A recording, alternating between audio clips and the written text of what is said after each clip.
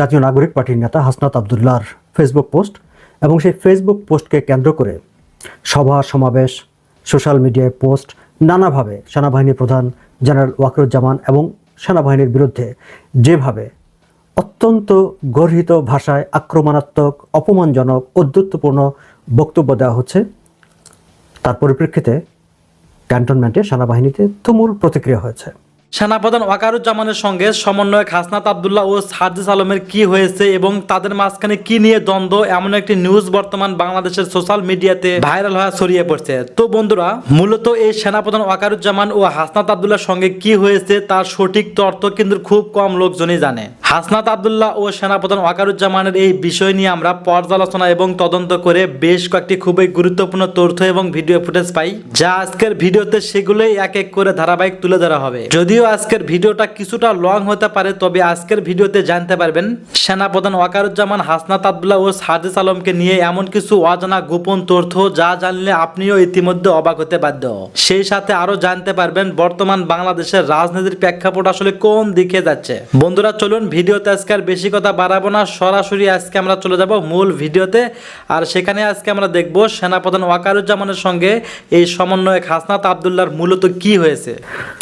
নতুন রাজনৈতিক দল জাতীয় নাগরিক পার্টির নেতা হাসনাত আবদুল্লাহর ফেসবুক পোস্ট এবং সেই ফেসবুক পোস্টকে কেন্দ্র করে সভা সমাবেশ, সোশ্যাল মিডিয়ায় পোস্ট, নানাভাবে সেনাবাহিনী প্রধান জেনারেল ওয়াকারুজ্জামান এবং সেনাবাহিনীর বিরুদ্ধে যেভাবে অত্যন্ত গর্হিত ভাষায় আক্রমণাত্মক, অপমানজনক, ঔদ্ধত্যপূর্ণ বক্তব্য দেওয়া হচ্ছে, তার পরিপ্রেক্ষিতে ক্যান্টনমেন্টে সেনাবাহিনীতে তুমুল প্রতিক্রিয়া হয়েছে। এমনকি সাধারণ সেপাই, যারা নন কমিশন সাধারণ সেপাই, যারা সারা বাংলাদেশে এখন দায়িত্ব পালন করছে, তাদের মধ্যেও ক্ষুব্ধ প্রতিক্রিয়া তৈরি হয়েছে। তবে সেনাবাহিনীর হাইকমান্ড অত্যন্ত প্রফেশনালভাবে বিষয়গুলো নিয়ন্ত্রণে রেখেছেন এবং নিয়ন্ত্রণে রাখার চেষ্টা করছেন। সেনাবাহিনীর হাইকমান্ড তারা মনে করছেন যে তারা তাদের দায়িত্ব পালন করবেন, কোনো হঠকারী কোনো কাজ করা যাবে না এবং কাউকে করতে দেওয়া যাবে না। তাদের মাথায় একটি কাজ, একটি গ্রহণযোগ্য, একটি দৃষ্টান্তমূলক একটি নির্বাচন অনুষ্ঠানে সহযোগিতা করা এবং তার মাধ্যমে নির্বাচিত জনপ্রতিনিধিদের হাতে দেশকে তুলে দেওয়া, সে পর্যন্ত তারা ধৈর্য ধরতে চান। তবে গত দুদিনে এই নিয়ে বিভিন্ন পর্যায়ে সাধারণ সেপাই থেকে শুরু করে কমিশন অফিসার, হাই লেভেলের অফিসার, নানা পর্যায়ে তাদের ব্যক্তিগত পর্যায়ে এই বিষয়গুলো নিয়ে কথাবার্তা হয়েছে, একে অপরের কাছে তাদের ক্ষোভ প্রকাশ করেছেন এবং স্বাধীনতার পর কখনো সেনাবাহিনীকে নিয়ে এইভাবে কেউ এত উদ্ধত্যপূর্ণ আচরণ করেনি বা করার সাহস দেখায়নি। এখন তারা দেখাচ্ছে, সেই বিষয়গুলো তারা পরস্পরের মধ্যে শেয়ার করেছেন বলে এরকম কিছু তথ্য নানা সূত্র থেকে জানা গেছে।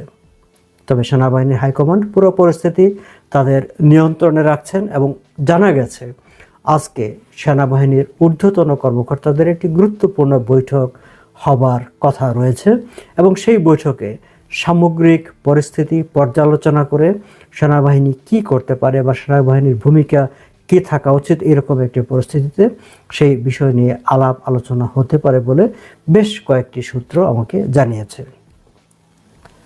দর্শক, আমি আমার আগের ভিডিওতে উল্লেখ করেছিলাম যে আমার কাছে মনে হয়েছে যে হাসনাত আবদুল্লাহ এবং জাতীয় নাগরিক পার্টির নেতাকর্মীরা যেভাবে সেনাবাহিনীকে এবং সেনাবাহিনীর প্রধানকে আক্রমণ করছেন বা একটি অভিযোগ তার বিরুদ্ধে দাঁড় করানোর চেষ্টা করছেন, তার পরিপ্রেক্ষিতে সেনাবাহিনীর পক্ষ থেকে বোধহয় একটি বক্তব্য থাকা দরকার।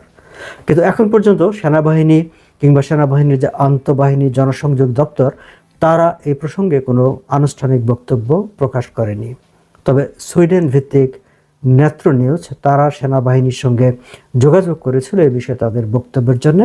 সেনাপ্রধানের পক্ষে সেনাবাহিনীর একজন মুখপাত্র তাদের একটি বক্তব্য দিয়েছেন। সেই বক্তব্যে তারা স্পষ্টভাবে হাসনাত আবদুল্লাহর যে অভিযোগ, সেই অভিযোগটিকে রাজনৈতিক স্ট্যান্ডবাজি, অত্যন্ত হাস্যকর ও অপরিপক্ক গল্পের সম্ভার বলে উল্লেখ করেছেন। তারা পুরো ঘটনার একটি ব্যাখ্যাও দিয়েছেন নেত্র নিউজের যে কোয়ারি, সেই কোয়ারির পরিপ্রেক্ষিতে, এবং সেখানে বলা হয়েছে হাসনাত আবদুল্লাহ এবং সার্জিস আলম তারা অনেক দিন ধরেই সেনাবাহিনী প্রধানের সঙ্গে সাক্ষাৎ করার চেষ্টা করছিলেন এবং তারা বারবার তাদেরকে রিকোয়েস্ট করছিলেন যেন সেনাবাহিনী প্রধানের সঙ্গে একটি অ্যাপয়েন্টমেন্ট ফিক্স করা যায়। এবং গত যেদিন যে বৈঠকটি হয়েছে সেই সময় তাকে সেনা দপ্তরে তাদেরকে যেতে বলা হয়েছিল, কিন্তু তারা সেনা দপ্তরে না গিয়ে সেনা ভবনে সেনাবাহিনী প্রধানের কার্যালয়ে সেখানে গিয়ে তারা অপেক্ষা করেন এবং এক পর্যায়ে সেনাবাহিনী প্রধান তাদের সঙ্গে সাক্ষাৎ করেন। এবং এই সাক্ষাৎটি হয়েছে নট যে হাসনাত আবদুল্লাহ যেভাবে বলেছেন যে তাদেরকে ডেকে নেওয়া হয়েছে বা তাদেরকে বৈঠকে আমন্ত্রণ জানানো হয়েছে, বিষয়টি সেরকম না। তারা দেখা করতে চেয়েছেন, দেখা করতে এবং সেখানে গিয়েছেন, গিয়ে তারা সেখানে কথাবার্তা বলেছেন। দর্শক, সঙ্গত কারণে আমাদের মনে প্রশ্ন জাগে যে তারা দুজন কেন সেনাবাহিনী প্রধানের সঙ্গে সাক্ষাৎ করতে চেয়েছেন, এত মরিয়া হয়ে উঠেছিলেন কেন?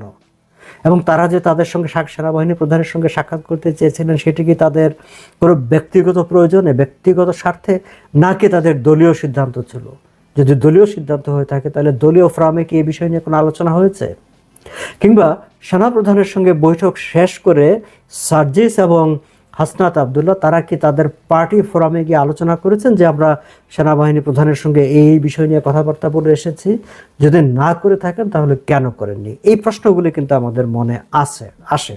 যাই হোক, আমি আবার সেনা দপ্তরের যে ব্যাখ্যা, সেই ব্যাখ্যাতেই যাই। সেনা দপ্তরের ব্যাখ্যায় কিন্তু বলা হয়েছে যে সেনাবাহিনী প্রধানের সঙ্গে তারা যখন কথা বলেছেন সেখানে প্রসঙ্গক্রমে সেনাবাহিনী প্রধান তার ব্যক্তিগত মতামত দিয়েছেন। যখন নির্বাচনের প্রসঙ্গটি এসেছে যে তখন তিনি বলেছেন যে ক্লিন ইমেজের যাদের বিরুদ্ধে কোনো অভিযোগ নাই, ফৌজদারি কোনো অভিযোগ নাই, মামলা নাই, তাদেরকে নির্বাচনে অংশগ্রহণ করার সুযোগ দেওয়া হলে আন্তর্জাতিক পর্যায়ে নির্বাচনটি গ্রহণযোগ্য হবে, হুইচ ইজ ট্রু। এবং তিনি এও বলেছেন যে এটি রাজনৈতিক দলগুলো মিলে সিদ্ধান্ত নেবে। তাহলে দেখা যাচ্ছে যে সেনাবাহিনী যে বক্তব্য নেত্র নিউজকে দিয়েছে তা আমরা যদি সেটিকে বিবেচনায় নিই তাহলে দেখা যাচ্ছে যে সেনাবাহিনী প্রধান তাদেরকে চাপ দিয়েছে যে আওয়ামী লীগকে ছাড়া বা হাসনাত আবদুল্লাহ যেসব কথাগুলো বলছেন সেই কথাগুলো কোনো ভিত্তি আমরা খুঁজে পাই না। তাহলে হাসনাত আবদুল্লাহ এই কথাগুলো কেন বললেন? সেনাবাহিনী প্রধানের বিরুদ্ধে একটি অভিযোগ তিনি কেন তুললেন? এই প্রশ্নটা কিন্তু আমাদের সামনে আসে। দর্শক, এই বিষয় নিয়ে আলাপ আলোচনা করতে গিয়ে, খোঁজ খবর করতে গিয়ে আরও খুব চাঞ্চল্যকর কিছু তথ্য আমাদের কাছে এসেছে। আমি এই তথ্যগুলো শেয়ার করব, যদিও আমার পক্ষে, যেহেতু আমি কানাডায় থাকি, বাইরে থেকে মানে ইন্ডিপেন্ডেন্টলি যেটাকে বলে যে তথ্য যাচাই করা, সেই যাচাই করাটার সুযোগ হয়নি। বাট নানা সূত্র থেকে যে পাওয়া বিভিন্ন কথাবার্তা, ঘটনা প্রবাহের যেসব তথ্যপত্র সামনে আছে সেগুলো আমি জাস্ট আপনাদের সঙ্গে আমি শেয়ার করছি। আমি আমার গতকালকের ভিডিওতেও আলাপ করে এই প্রসঙ্গটি উল্লেখ করেছিলাম যে বিভিন্ন সূত্র বলছে যে হাসনাত আবদুল্লাহ যে পোস্টে দিয়েছেন সেই পোস্টের ব্যাপারে, তার কন্টেন্টের ব্যাপারে প্রধান উপদেষ্টা ডক্টর মোহাম্মদ ইউনূস অবহিত আছেন। আমি তারপরে অন্য একটি পত্রিকার একটি নিউজে দেখেছি যে শুধু ডক্টর মোহাম্মদ ইউনূস নাম, সেখানে আসিফ নজরুল এবং আরও কয়েকজন অন্ততপক্ষে আরও দুইজন উপদেষ্টা সেখানে ছিলেন, তারা মিলেমিশে এই বক্তব্যটি ঠিক করেছেন। এবং আমার অন্য একটি সূত্র বলছে যে আসলে এই ঘটনাটির সূত্রপাত হয়েছে গত 19 মার্চ যখন সেনাবাহিনী প্রধান উপদেষ্টার সঙ্গে সৌজন্য সাক্ষাতে যান। এবং সেনাবাহিনী প্রধান সৌজন্য সাক্ষাতে যখন যান, প্রধান উপদেষ্টার সঙ্গে যে আলাপচারিতা হয় সেখানে তিনি স্পষ্ট করে বলেন যে দেশের সামগ্রিক পরিস্থিতি তুলে ধরে, এমনকি তিনি মূলত সেনাবাহিনীর পয়েন্ট অফ ভিউ থেকে যে সারা দেশে সেনাবাহিনীর সদস্যদেরকে আর রাখা যাচ্ছে না, তারা সেখানে থাকতেও চাচ্ছে না, দে আর ফিলিং টায়ার্ড নাও, এবং অনেকেই নানা রকম ঘটনা প্রবাহে জড়িয়ে পড়ছে, ফলে সেনাবাহিনীর ডিসিপ্লিন সেখানে নষ্ট হচ্ছে, ফলে তাকে সেনাবাহিনী ফিরিয়ে আনতে হবে, ফলে এখন সরকারের উচিত হবে আসলে ইলেকশন তফসিলের দিকে যাওয়া। এবং তিনি সেনাবাহিনী প্রধান স্পষ্ট করে বলেন যে ডিসেম্বরের পরে আসলে তার সেখানে সেনাবাহিনী রাখা সম্ভব হবে না, এই সাপোর্টটা দেওয়া সম্ভব হবে না, তাকে সেনাবাহিনী ব্যারাকে ফিরিয়ে নিতে হবে। ফলে সরকার যেন ডক্টর মোহাম্মদ ইউনূস যেন ডিসেম্বরের মধ্যেই নির্বাচনের ব্যবস্থাটি করেন। এবং এই যে সেনাবাহিনী প্রধান এই কথাটি যে বলেছেন বলে যে সূত্রগুলো বলছে, তারও কিন্তু একটি কারণ আছে। কারণ হচ্ছে দর্শক, আপনারা জানেন যে এখন আন্তর্জাতিক, আমি একাধিকবার বলেছি যে আন্তর্জাতিক আমাদের বন্ধু রাষ্ট্রগুলো আছে, তাদের প্রতিনিধিরা যখন এনগেজমেন্ট করেন বাংলাদেশের সঙ্গে, তারা মূলত সেনাবাহিনী প্রধানের সঙ্গেই তাদের কনসার্নগুলো তারা জানান। এবং ইতিমধ্যে মাত্র কয়েকদিন আগে জাপানের রাষ্ট্রদূত তার সঙ্গে দেখা করেছেন, এর আগেও চীনের রাষ্ট্রদূত দেখা করেছেন, বিভিন্ন ফরেন যারা প্রতিনিধি তারা সেনাবাহিনী প্রধানের সঙ্গে যখন সাক্ষাৎ করেন, তাদের নির্বাচন নিয়ে যেমন কনসার্ন থাকে যে কবে বাংলাদেশে একটি নির্বাচিত সরকারের কার্যক্রম শুরু হবে সেই বিষয়ে যেমন তাদের কনসার্ন থাকে, কিন্তু বিশেষ করে জাপানের রাষ্ট্রদূত, আপনারা জানেন যে বাংলাদেশে জাপানের একটা বড় ধরনের বিনিয়োগ আছে এবং তারা তাদের বিনিয়োগ নিয়ে এখন একটা উৎকণ্ঠায় আছে বিকজ অফ যে ল অ্যান্ড অর্ডার সিচুয়েশন। বাংলাদেশে যেই নৈরাজ্যকর পরিস্থিতি তৈরি হয়েছে, আইনশৃঙ্খলা পরিস্থিতির অবনতি সহ, এবং সুশাসন একেবারেই নাই দেশটিতে, ফলে জাপান সরকার তাদের বিনিয়োগ নিয়ে, জাপানি বিনিয়োগকারীরা তাদের উদ্বেগের কথা জাপান সরকারকে জানিয়েছে। অন্যান্য দেশ যারা বাংলাদেশে ইনভেস্টমেন্ট করে প্রত্যেকেই তার দেশকে জানিয়েছে যে আমরা তো এখানে মানে ইনসিকিউর ফিল করছে, আমাদের এত বিলিয়ন ডলারের যে ইনভেস্টমেন্ট, তার ভবিষ্যৎ কী। ফলে ওই সব দেশগুলো থেকে সেনাবাহিনী প্রধানের কাছেই তাদের মানে অসহায়ত্বের কথাটি জানানো হয়েছে। তারা তার কাছে জানতে চেয়েছেন যে এই পরিস্থিতির মানে এই পরিস্থিতির অবসান কবে ঘটবে। ফলে সঙ্গত কারণে সেনাবাহিনী প্রধান একটা চাপের মধ্যে আছে এবং এটি আন্তর্জাতিক মহল সবাই জানেন যে এই সরকারের সবচেয়ে বড় খুঁটি বা বড় মানে সরকারকে সমর্থন দেওয়ার ক্ষেত্রে একটা ভাইটাল রোল হচ্ছে সেনাবাহিনীর। ফলে সেনাবাহিনীর উপর, সেনাবাহিনী প্রধানের উপর মানে ডিপ্লোম্যাটিক প্রেশারটা সবচাইতে বেশি, এবং যেই প্রেশারটা আসলে ডক্টর মোহাম্মদ ইউনূস ফিলও করছে না, কারণ তার যেহেতু কোনো এনগেজমেন্ট নাই, তার সাথে যেহেতু কোনো এনগেজমেন্ট নাই, ফলে সেনাবাহিনী প্রধান বাধ্য হয়ে অনেকটা চাপই দিয়েছেন 19 মার্চে তার যে বৈঠক প্রধান উপদেষ্টার সঙ্গে, সেই বৈঠকে যেন ডিসেম্বরের মধ্যে নির্বাচনটি অনুষ্ঠানের ব্যবস্থা নেওয়া হয়। আদারওয়াইজ তার পক্ষে মানে এই যে আর্মিস তাদেরকে আর মাঠে রাখা সম্ভব হবে না। সূত্রগুলো বলছে যে ডক্টর মোহাম্মদ ইউনূস এই বক্তব্যটাকে ভালোভাবে নেননি এবং তিনি সেটি নিয়ে পরবর্তীতে বাকিদের সঙ্গে আলাপ আলোচনা করেন এবং সেই জায়গা থেকে আসলে এই পরিস্থিতিটি তৈরি হয় এবং তারই ধারাবাহিকতায় পরিকল্পিতভাবে হাসনাত আবদুল্লাহ এই অভিযোগটি তোলেন এবং সেটিকে ধরে একটি অস্থিতিশীল পরিবেশ তৈরির চেষ্টা করা হয়, যাতে অস্থিতিশীলতাকে দেখিয়ে নির্বাচনটাকে অনির্দিষ্টকালের জন্য ঠেকিয়ে দেওয়া যায়। আমাদের সেনাবাহিনী এখানে অবশ্যই দায়িত্বশীল ভূমিকা পালন করেছে, শত উস্কানির মুখেও তারা শান্ত থেকেছে। তারা এখানে কোনো ধরনের মানে অ্যাকশনে যায়নি, শুধু শুক্রবারে তারা সমাবেশটি হতে দেয়নি, সেটি একটি ভালো কাজ করেছে। দর্শক, বিষয়টি এমন একটা অবস্থা দাঁড়িয়েছে যে মানে ডক্টর মোহাম্মদ ইউনূসের অবস্থাটা এরকম যে আমি তো আর যখন কোনো বিদেশি মিডিয়া জিজ্ঞেস করবে বা কোনো ইন্টারন্যাশনাল বন্ধুরা যখন আমাদেরকে জিজ্ঞেস করবে যে আওয়ামী লীগের ব্যাপারে বা ভোটের ব্যাপারে, আমি তো আর এভাবে বলতে পারবো না যে না আমি আওয়ামী লীগকে নিষিদ্ধ করে দিব বা আওয়ামী লীগকে নির্বাচনে অংশগ্রহণ করতে দিব না। আমি এভাবে বলবো কিন্তু তোমরা এর বিরোধিতা করবে। ফলে নাহিদ ইসলাম ডক্টর মোহাম্মদ ইউনূসের বিরুদ্ধে সংবাদ সম্মেলন করেন। হাসনাত আবদুল্লাহ সেনাবাহিনী প্রধানকে আক্রমণ করে ফেসবুক পোস্ট করে তারপরে সেখানে রাতের বেলায় সভা সমাবেশ শুরু হয়ে যায়। দর্শক, আরেকটা ইন্টারেস্টিং পয়েন্ট আপনাদের সঙ্গে আমি যুক্ত করি। আমাকে একজন ওয়েস্টার্ন একজন ব্যক্তি তিনি বলছিলেন যে হাসনাত আবদুল্লাহর ফেসবুক পোস্টকে নিয়ে যে সেখানে তিনি যে আওয়ামী লীগের প্রসঙ্গে রিফাইন্ড আওয়ামী লীগ, এই রিফাইন্ড শব্দটির উল্লেখ করে তিনি বলছিলেন যে লোক, যে এই বাচ্চাটা কিন্তু যে রিফাইন্ড একটা শব্দ ব্যবহার করেছে which is like the high quality English word, হ্যাঁ, mostly like the British English অথবা আমেরিকান ইংলিশে তারা এই শব্দগুলো ব্যবহার করে। বাংলাদেশের কলোকুয়াল ল্যাঙ্গুয়েজে কিংবা সাধারণ আলোচনায় এই ধরনের মেটিকুলাস কিংবা রিফাইন্ড এই শব্দগুলো ব্যবহৃত হয় না। আমরা জানি যে মেটিকুলাস শব্দটা ব্যবহার করেছিলেন ডক্টর মোহাম্মদ ইউনূস এবং রিফাইন্ড এই শব্দটি হাসনাত আবদুল্লাহ ব্যবহার করেছেন। তার আগে ডক্টর মোহাম্মদ ইউনূসের সঙ্গে এই পোস্টে নিয়ে কথাবার্তা হয়েছে বলে একাধিক সূত্র জানাচ্ছে। ফলে অনেকেই এটি একটি ভাববার একটা কারণ আছে বা একটা যোগসূত্র মেলানো যায় যে মেটিকুলাস শব্দটির মতো এই রিফাইন শব্দটিও মূলত ডক্টর মোহাম্মদ ইউনূসের মুখ থেকে হয়তো বা এসে থাকতে পারে। এবং হাসনাত আবদুল্লাহর যে ফেসবুক পোস্টে, সেই পোস্টে ডক্টর মোহাম্মদ ইউনূসের সঙ্গে যে আলাপচারিতা, সেই আলাপচারিতার বেশ কিছু শব্দ সেখানে সংযোজিত হয়েছে, সেটিও অনেকে বলার চেষ্টা করছেন। বাট এই বিষয়গুলো সুনির্দিষ্টভাবে সরাসরি যাচাই করা, সত্যতা যাচাই করা সম্ভব হয়নি। যাই হোক, কিন্তু এই যে অস্থিরতাটা তৈরি করা হয়েছে, এই অস্থিরতাটার পেছনে আসলে যে মূল কাজ করেছে সেটি নির্বাচনকে পিছিয়ে দেওয়া। এটি হচ্ছে একটি পরিষ্কার বার্তা যে ডক্টর মোহাম্মদ ইউনূস যে কোনোভাবেই হোক, সংস্কারের অজুহাতে, অস্থিরতার অজুহাতে, আপনারা খেয়াল করবেন যে নাহিদ ইসলাম একাধিকবার বলেছেন যে দেশের বর্তমান যে আইনশৃঙ্খলার পরিস্থিতি, নির্বাচন হওয়ার মতো কোনো পরিবেশ নেই।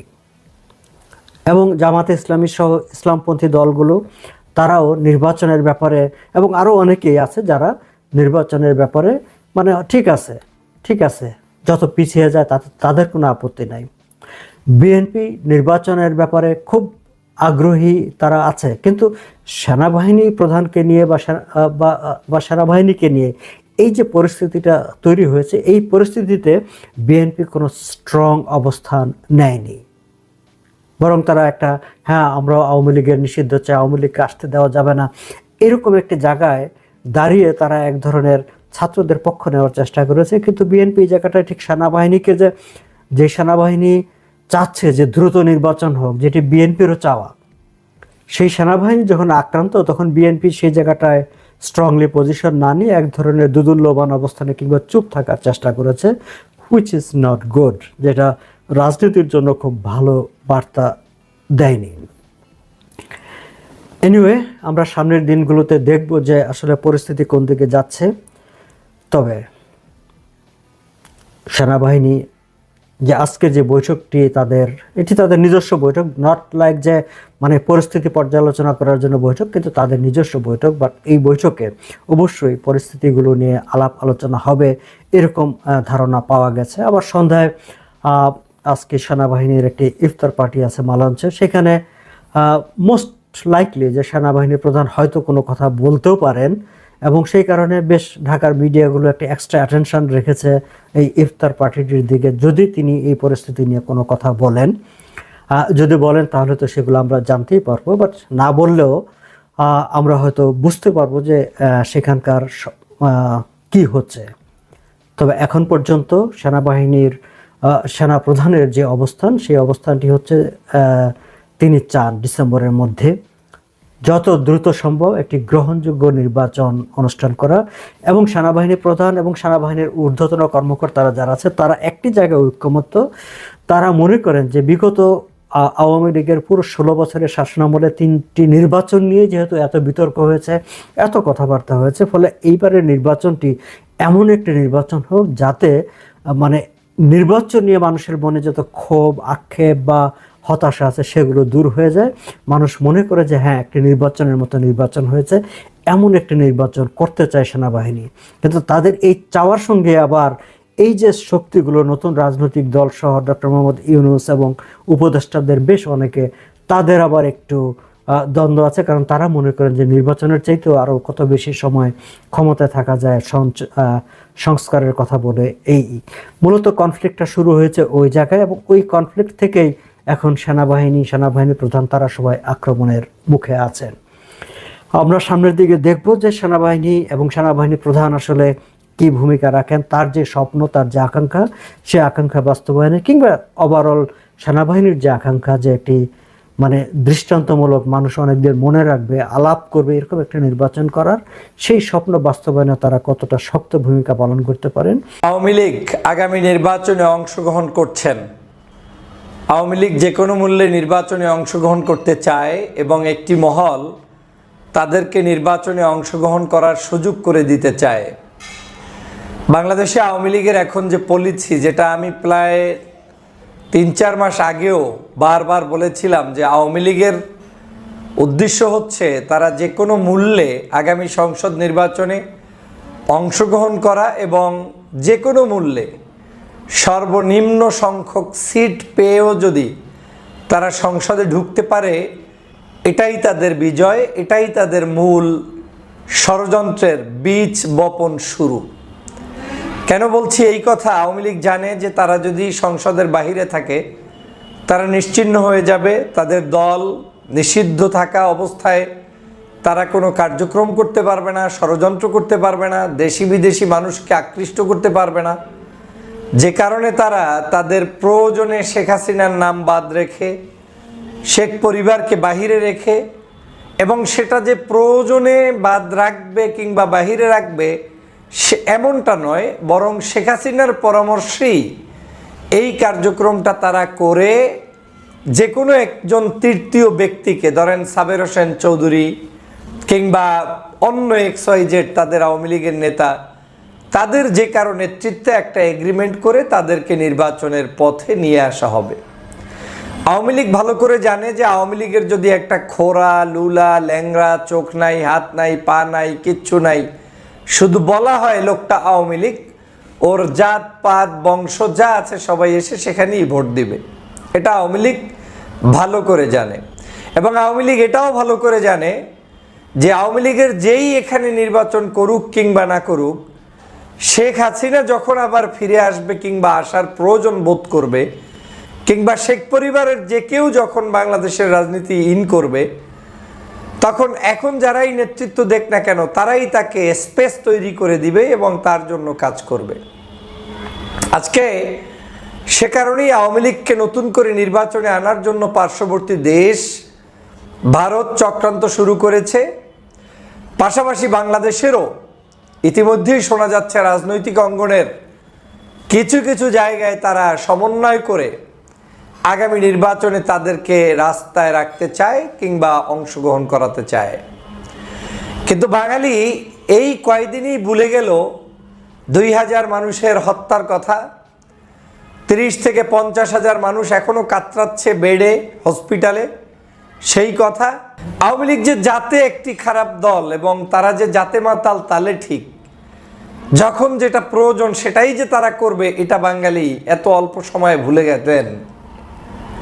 এই আওয়ামী লীগ যে কোনো মূল্যে আপনার ছলছাতুরি করে শুধু নির্বাচনে অংশগ্রহণ করবে, নির্বাচনে অংশগ্রহণ করে তারা যে কোনোভাবে হোক, তারা তাদের ভোট নিয়ে হোক, যেভাবে হোক, 2-4টা সিট হোক, যা হোক, তারা সেখানে জয়যুক্ত হয়ে আসতে চায়। প্রয়োজনে শেখ হাসিনার আসনে শেখ হাসিনা দাঁড়াবে না, তার দলের একজন নিশ্চিত জয়ী হবে এরকম একজন ব্যক্তিকে সেখানে নিয়ে দাঁড় করিয়ে MP বানিয়ে হলেও সংসদে তারা ঢুকাতে চায়।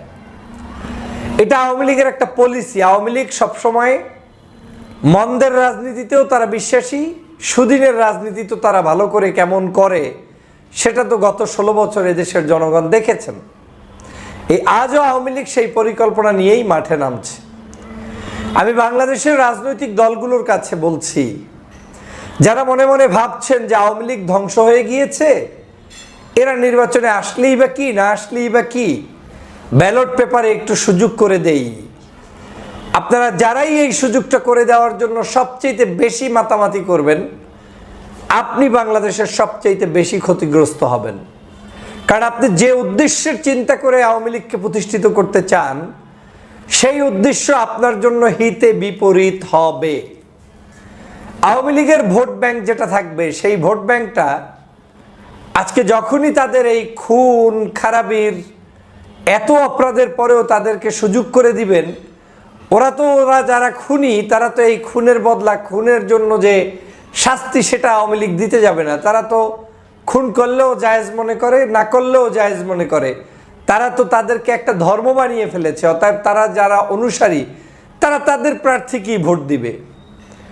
যেটা ক্ষতি হবে সেটা হচ্ছে বাংলাদেশের গত 15 বছর পর্যন্ত যে জুলুম অত্যাচার করে, নিপীড়ন করে বাংলাদেশ থেকে এই দলের নেত্রী পালিয়ে গিয়েছে, সেই যে একটি চোরার দল, এই দলটাকে আবার আপনারা প্রতিষ্ঠিত করার একটি সুযোগ করে দিবেন। এবং এটাই আমাদের জন্য ভয়াবহতা যে আমাদের দেশে এত বড় একটা গণহত্যা হওয়ার পরেও তাদেরকে নিয়েই আবার আমরা টানাটানি করছি কিংবা তাদেরকে সুযোগ করে দেওয়ার জন্য দৌড়ঝাঁপ শুরু করেছি। আমি মনে করি রাজনৈতিক দলগুলো এর জন্য দায়ী থাকবেন, এবং এই অবস্থা যদি তৈরি হয় বাংলাদেশের সর্ববৃহৎ দল থেকে শুরু করে সর্বনিম্ন দল সকলেই সেজন্য দায়ী থাকবেন।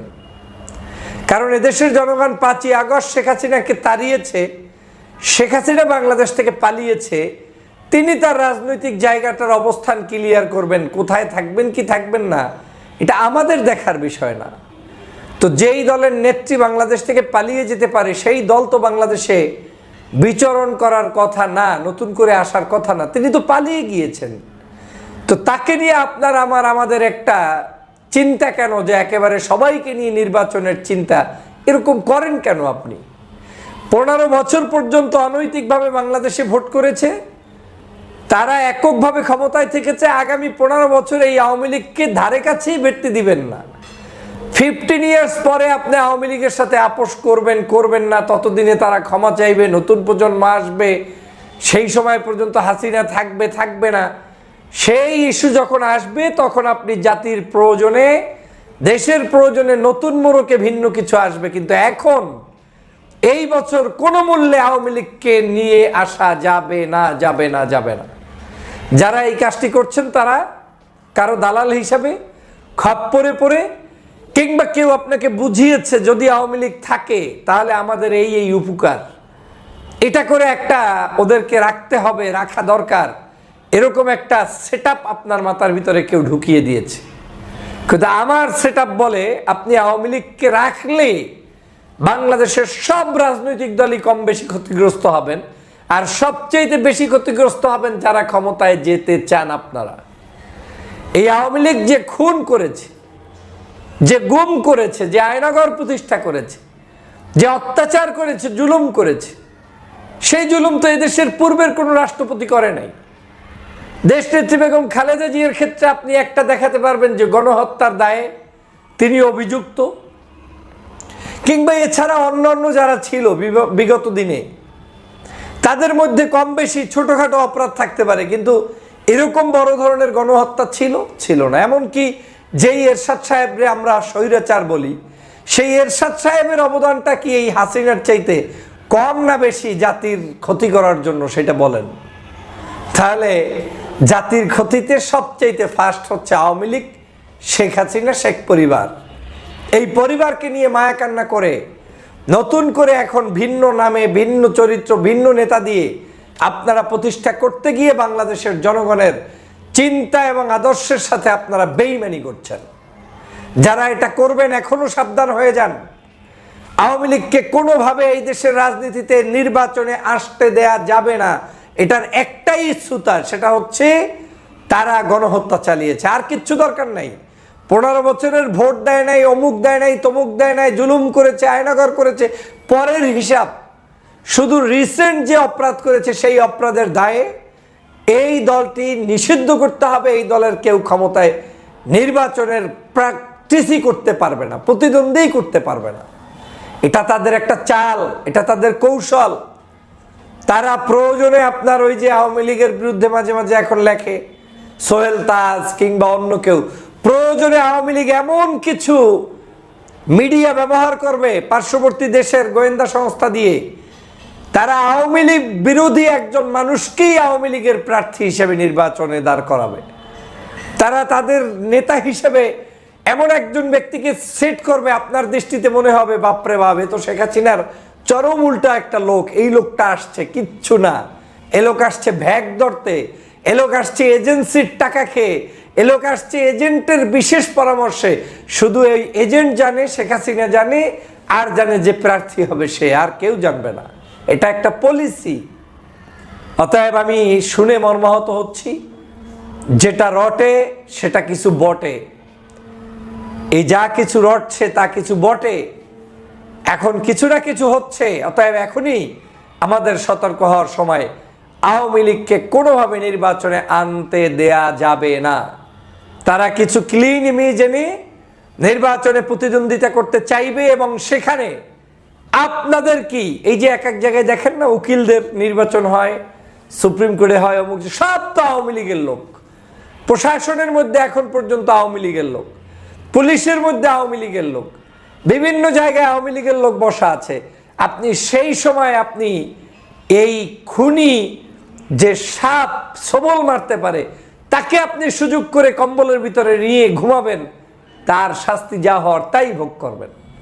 শুধু আপনি নিজে ভোগ করবেন না, সমগ্র দেশবাসীকে ক্ষতিগ্রস্ত করবেন। অতএব সোচ্চার হন, সাবধান হন। বাংলাদেশের মাটিতে আওয়ামী লীগের রাজনীতি করতে দেয়া যাবে না, করতে পারবে না, এই সিদ্ধান্ত বহাল থাকুন। আর যদি এটা না করেন তাহলে আগামীর রাজনীতিতে আপনারা ধ্বংস হয়ে যাবেন। এবং এখন অনেকে আবার বলার চেষ্টা করেন যে আওয়ামী লীগের রাজনীতি থাকবে না, তো কিভাবে করবে, আর কিভাবে করবে সেটা আমার কি চিন্তার বিষয়, সেটা যেই দল তারা চিন্তা করবে। আপনার আমার কোনো পরিস্থিতি ঢোকার দরকার নাই যে শেখ হাসিনাকে ক্ষমা চাইতে হবে, শেখ হাসিনাকে মাপ চাইয়ে আসতে হবে, খুনির দায় স্বীকার করতে হবে। এই কিছু যদি করা লাগে তাও শেখ হাসিনা করে তারপরে ক্ষমতায় আসতে চায়, জানেন? অতএব এত কিছু আপনার শিখানোর দরকার নেই। আমাদের এখন দেশের জন্য দরকার আওয়ামী লীগ মুক্ত বাকি যারা আছে তাদের মধ্যে ঐক্য, এবং সবাই মিলে একটি সুন্দর নির্বাচন করে যে ক্ষমতায় আসবে আমরা তাকে ওয়েলকাম জানাবো। আপনাকে ধন্যবাদ। ধন্যবাদ প্রিয় দর্শকবৃন্দ, আমাদের ফুল ভিডিওটি দেখার জন্য আপনাকে জানাই অসংখ্য অসংখ্য ধন্যবাদ। তো বন্ধুরা, আজকে যে ভিডিওটি দেখলেন, যে বর্তমান সামাজিক যোগাযোগের মাধ্যমে যে বিষয়টি সব থেকে হাইলাইট এবং ভাইরাল, সেনাপ্রধান ওয়াকারুজ্জামান ও হাসনাত আবদুল্লাহ তাদের মাঝখানে কি হয়েছে এই বিষয় নিয়ে কিন্তু আপনারা ইতিমধ্যে আলাপ এবং আলোচনা শুনতে পেয়েছেন। এবং সেই সমন্বয়ক হাসনাত আবদুল্লাহ এবং সেনাপ্রধান ওয়াকারুজ্জামানকে নিয়ে আপনাদের কী মন্তব্য অবশ্যই কমেন্ট বক্সে কমেন্ট করতে ভুলবেন না। আর হ্যাঁ, এমন নিত্য নতুন আপডেট খবর সবার আগে পেতে চাইলে এখনই আমাদের এই পিচ্চি সাকিব ইউটিউব চ্যানেলটি সাবস্ক্রাইব করুন। ধন্যবাদ।